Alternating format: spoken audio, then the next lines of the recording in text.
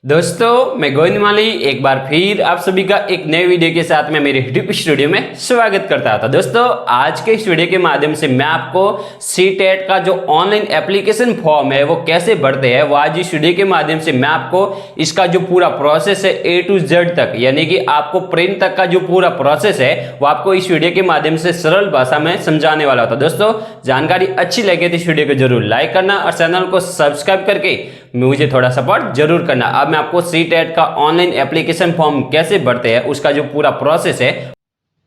दोस्तों central teacher eligibility test का online application form भरने से पहले आपको इसके संबंध में जो बेसिक डिटेल्स है उसका ज्ञात होना जरूरी है। तो दोस्तों सबसे पहले आप देख सकते हैं इसकी जो बेसिक डिटेल्स है। सबसे पहले duration of online application form 17 सितंबर 2024 से लेकर के 16 अक्टूबर 2024 तक, यानी कि आप इसका एप्लीकेशन फॉर्म 17 सितंबर से लेकर के 16 अक्टूबर 2024 के मध्य में आप भर सकते हैं। तो दोस्तों last date for submission of online application 16 October 2024 रात्रि 12 बजे तक, यानी कि आप इसका एप्लीकेशन फॉर्म है सीटेट का 16 अक्टूबर 2024 रात्रि 12 बजे तक इसका ऑनलाइन एप्लीकेशन फॉर्म भर सकते हैं।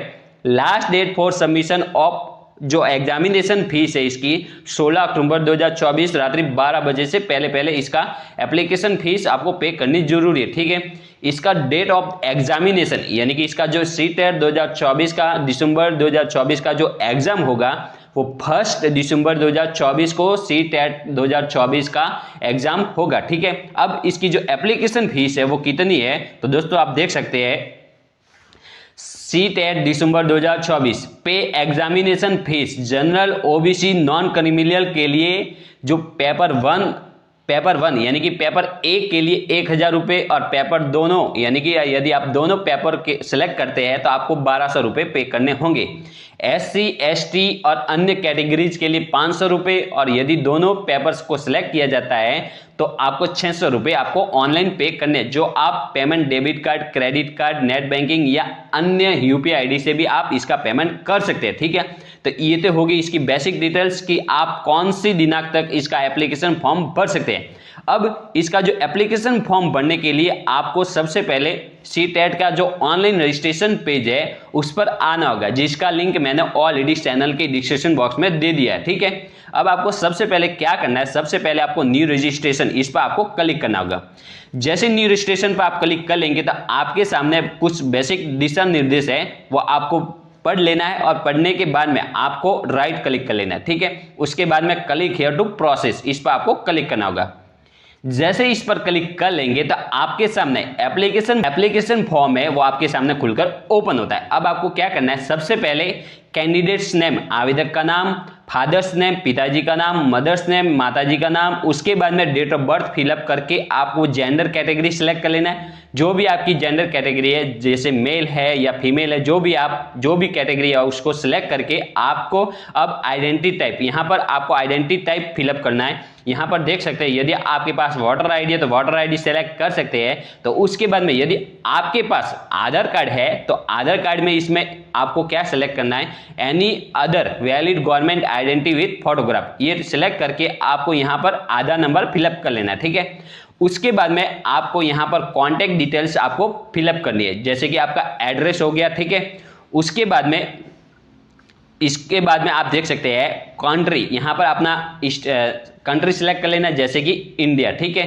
अपना इंडिया सिलेक्ट करके आपको अपना स्टेट सेलेक्ट कर लेना है। स्टेट सेलेक्ट करके आपको डिस्ट्रिक्ट सेलेक्ट कर लेना और डिस्ट्रिक्ट सेलेक्ट करके आपको पिन कोड यहाँ, और उसके बाद में ईमेल एड्रेस और कंफर्म ईमेल एड्रेस, यहाँ पर अपनी मेल आईडी जो आपके हमेशा एक्टिव रहती है, ठीक है।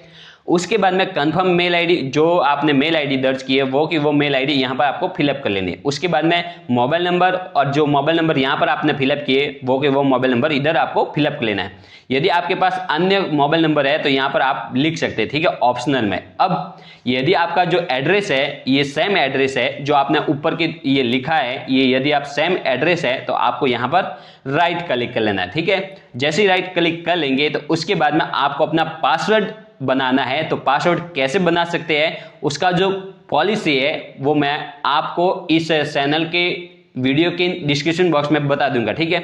अब आपको सबसे पहले पासवर्ड बनाना है, उसके बाद में कंफर्म पासवर्ड बनाना है, उसके बाद में सिक्योरिटी क्वेश्चंस। यहाँ पर आपको यदि आप पासवर्ड भूल जाते हैं तो आपका जो सिक्योरिटी आंसर है वो आपको सिलेक्ट करके आपको यहाँ पर सिक्योरिटी आंसर लिख लेना, ठीक है।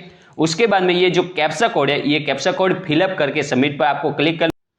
दोस्तों जैसे ही आप सबमिट पर क्लिक कर लेंगे तो अब आपको इसका रिव्यू पेज है वो आपको देख लेना है। अब आपको सबसे पहले अपनी जो बेसिक डिटेल्स है उसको कंफर्म कर लेना है। कंफर्म करने के बाद में आपको यहाँ पर राइट क्लिक करना है, यदि आपका नाम सही है तो राइट क्लिक कर लेना है।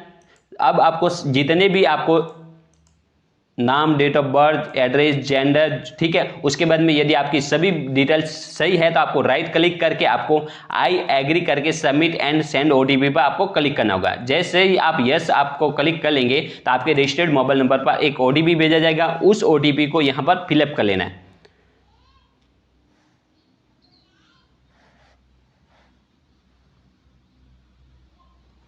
ठीक है, जैसे ही ओटीपी आप फिलअप कर लेंगे और सबमिट रजिस्ट्रेशन पर फॉर्म पर आप क्लिक कर लेंगे तो आपका जो CTET का जो रजिस्ट्रेशन फॉर्म है वो रजिस्ट्रेशन हो जाता है। दोस्तों जैसे ही CTET का रजिस्ट्रेशन पेज सक्सेसफुली हो जाता है तो उसके बाद में जैसे ही आप इस पर आ जाएंगे तो अब आपको सबसे पहले कंप्लीट एप्लीकेशन फॉर्म, इस पर आपको क्लिक करना होगा। अब आपको क्या करना है, सबसे पहले अपनी पर्सनल डिटेल्स यहाँ पर फिलअप करनी होगी। पर्सनल डिटेल्स जैसे ही आप क्लिक कर लेंगे पर्सनल डिटेल्स में तो अब आपको सबसे पहले नेशनलिटी यानी कि आपकी नेशनलिटी आपको सिलेक्ट कर लेनी है, जैसे कि इंडियन, ठीक है। अब जैसे इंडियन सिलेक्ट कर लेंगे तो उसके बाद में आपको कैटेगरी सिलेक्ट कर लेना है। कैटेगरी में आप देख सकते हैं general, SC, ST, OBC, non criminal, जो भी आपकी कैटेगरी है उसको सिलेक्ट कर लेना है, ठीक है। उसके बाद में are you a person with benchmark यानी कि आप विकलांग कैटेगरी से है तो आपको सिलेक्ट कर लेना है, यदि नहीं है तो आपको नहीं, ठीक है। उसके बाद में are you a person with disability यानी कि आपकी जो डिसेबिलिटी है वो किस प्रकार की है वो सिलेक्ट कर लेना है। उसके बाद में आपको एम्प्लॉय, यदि आप वर्तमान में एम्प्लॉय है तो आपको सिलेक्ट करना है, नहीं है तो आपको नॉट एम्प्लॉय, ठीक है। जैसे ही नॉट एम्प्लॉय, दोस्तों जैसे ही पर्सनल डिटेल्स सेव करके नेक्स्ट पर आप क्लिक कर लेंगे तो आपके सामने कुछ इस तरह का एक इंटरफेस खुलकर ओपन होता है। अब आपको सबसे पहले अपने पेपर को सिलेक्ट कर लेना है, जिस पेपर के लिए आप अप्लाई कर रहे हो तो उसको सिलेक्ट कर लेना है। अब मान लीजिए कि मैं बीएडधारी हो तो मैं बीएडधारी होने के नाते पेपर सेकंड सेलेक्ट करूंगा। यदि आप BSTC किए हुए हैं तो आपको पेपर फर्स्ट सेलेक्ट करना होगा। यदि आपके पास BSTC है तो आपको पेपर फर्स्ट सेलेक्ट करना होगा इधर, और यदि आप बीएडधारी है तो आपको पेपर सेकंड। यदि आप दोनों में एलिजिबिलिटी रखते हैं तो आपको बहुत पेपर सेलेक्ट करना होगा।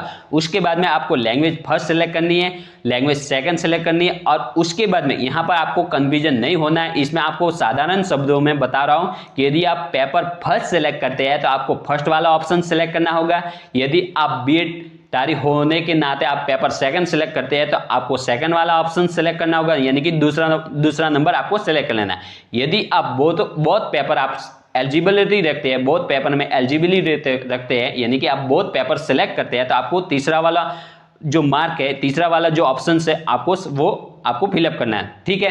यदि आपके पास मान लीजिए कि 4 साल वाली BA BEd है तो आपको चौथा वाला जो ऑप्शन है वो आपको सिलेक्ट कर लेना है, ठीक है। तो यानी कि आपको पता चला होगा कि पेपर फर्स्ट के लिए आपको फर्स्ट नंबर, पेपर सेकंड के लिए सेकंड नंबर, और बोथ पेपर के लिए थर्ड नंबर, और 4 साल के लिए जो आपको सेलेक्ट करना है उसके लिए आपको चौथा नंबर, ठीक है। ये तो हो गया आपका कंफ्यूजन दूर। अब आपको अपने जो सब्जेक्ट है वो आपको सेलेक्ट कर लेने हैं। यदि आप साइंस है तो आपको साइंस सेलेक्ट कर लेना, साइंस एंड मैथमेटिक्स सेलेक्ट कर लेना है। यदि आप आर्ट्स है तो आपको सोशल साइंस आपको सिलेक्ट करनी है। उसके बाद में यहाँ पर आपको कंफ्यूजन नहीं होना है। यहाँ पर आपको यदि आप BSTC किए हुए है तो आपको डिप्लोमा सिलेक्ट करना होगा, यदि आप बीएडधारी है तो आपको डिग्री सिलेक्ट करना है, ठीक है। उसके बाद में आपको क्या एग्जामिनेशन जो सेंटर है वो आपको सिलेक्ट कर लेना है। जैसे एग्जामिनेशन सेंटर सिलेक्ट करके आप ये जो कैप्चा कोड है ये फिलअप करके सेव एज नेक्स्ट पर आप क्लिक कर लेंगे तो दोस्तों जैसे ही आप सेव एंड नेक्स्ट पर आप क्लिक कर लेंगे तो आपके सामने एजुकेशन डिटेल्स भरने का ऑप्शन आएगा। अब आपको सबसे पहले यहाँ पर आपको सिलेक्ट कर लेना है। यदि आप बीएडधारी, आपने जो भी डिग्री सिलेक्ट की है, यदि डिप्लोमा सिलेक्ट किया है तो डिप्लोमा, यदि आप पास है तो आपको यहाँ पर पास सेलेक्ट करना होगा। यदि आप डिप्लोमा यानी कि आप BSTC में सेकेंड ईयर में है तो आपको यहाँ पर सिलेक्ट करके आपको अपेयरिंग आपको सिलेक्ट करना होगा। देख सकते हैं अपेयरिंग सिलेक्ट करके आपको ये जो बेसिक डिटेल्स है वो आपको पढ़नी होगी। अब मान लीजिए कि आप BSTC या बीएड आपने ऑलरेडी पास की हुई है, तो यहाँ पर पास सेलेक्ट करना होगा, अपनी पासिंग ईयर सेलेक्ट करना होगा। यहाँ पर आपको जो भी आपकी जो एजुकेशन ये कोर्स आपको सेलेक्ट कर लेना है, ठीक है, एक ही कोर्स होगा इसमें, ये आपको सेलेक्ट करना है। उसके बाद में यदि आपकी यूनिवर्सिटी यहाँ पर नहीं आ रही है, आपको पहले ही आपको सर्च कर लेना है कि आपकी यूनिवर्सिटी आ रही है तो आपको लिख लेना है, यदि नहीं आ रही है तो आपको अदर सेलेक्ट करके आपको यहाँ पर बोर्ड का नाम जो भी यूनिवर्सिटी यहाँ पर लिख लेना है, ठीक है।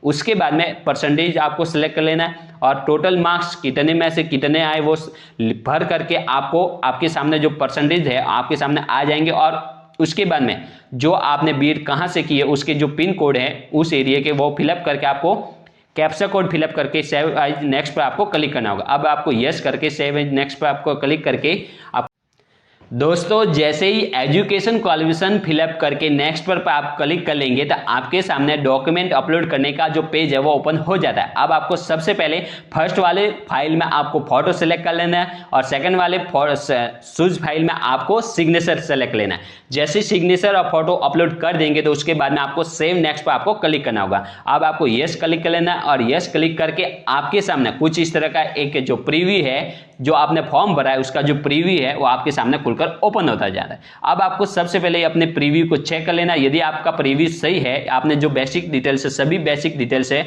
वो आपने सही भरी है, तो आपको राइट क्लिक करके आपको सभी राइट क्लिक कर लेना है। जैसे आप राइट क्लिक करके आप आई एग्री पर क्लिक कर लेंगे तो आपको final submission of application form पर सिलेक्ट करके यस पर आपको क्लिक करना होगा। जैसे यस पर आप क्लिक कर लेंगे तो आपका जो एप्लीकेशन फॉर्म है वो आपका सबमिट हो जाता है। अब आपको अपनी मेल आईडी को वेरीफाई कर लेंगे तो उसके बाद में आपके सामने पेमेंट करने आपको सामने सबसे पहले click here to go to home, इस पर आपको क्लिक करना होगा। जैसे इस पर क्लिक कर लेंगे तो आपके सामने पे एग्जामिनेशन फीस, आपको एग्जामिनेशन जो फीस है वो आपको पे कर लेनी है। जैसे ही आप एग्जामिनेशन फीस पे कर लेंगे तो उसके बाद में आपका जो प्रिंट है वो आप प्रिंट कर सकते हैं या तो डाउनलोड कर सकते हैं या अपना सीटेट का एप्लीकेशन फॉर्म है वो अपने मोबाइल में सेव कर सकते हैं। तो दोस्तों इस तरह आप सीटेट 2024 का जो एप्लीकेशन फॉर्म है, ऑनलाइन एप्लीकेशन फॉर्म है वो आप भर सकते हैं। तो दोस्तों जानकारी अच्छी लगी हो तो इस वीडियो को जरूर लाइक करना, चैनल पर नए तो चैनल को सब्सक्राइब